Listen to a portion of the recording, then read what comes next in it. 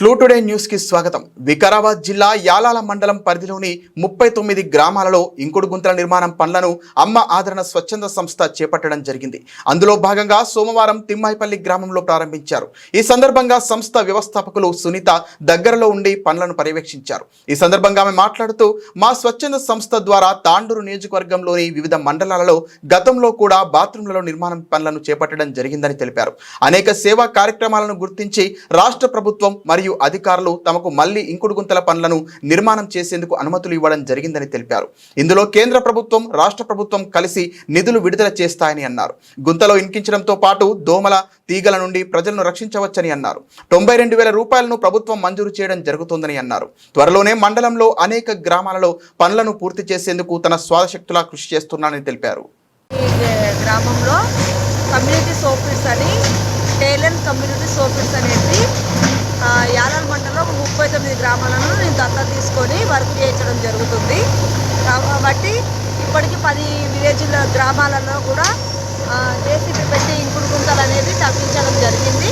దాంట్లో రాయి అవన్నీ కూడా రింపడం జరుగుతుంది.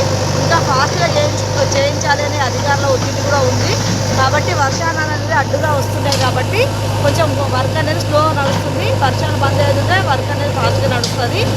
ఇవి ఎందుకు అంటే మన వేస్ట్ వాటర్ అంతా కూడా మురికి కుంటలుగా కాకుండా ఒక ఇంకుడు గుంతలో అవి వెళ్ళి ఇంకి అవి భూగర్భ జలాలను పెంపు చేయడం కోసం సెంట్రల్ గవర్నమెంట్ దీన్ని నిర్వహించడం జరుగుతుంది.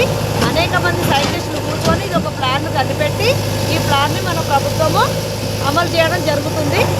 ఇంకొకటి ఏంటంటే ప్రతి గ్రామాలలో కూడా మురికి కాలువలు, మురికి కుంటలు ఉండడం వల్ల నీళ్ళు నిల్వలు అనేది ఉండడం వల్ల కూడా వ్యాధులు, అనేక వ్యాధులు రావడం జరుగుతుంది. మనందరికీ తెలిసిందే కలరా, టైఫాయిడ్, దోమలతోని డెంగ్యూ ఇలాంటి అనేక వ్యాధులకు గ్రామ ప్రజలు గురవుతున్నారు.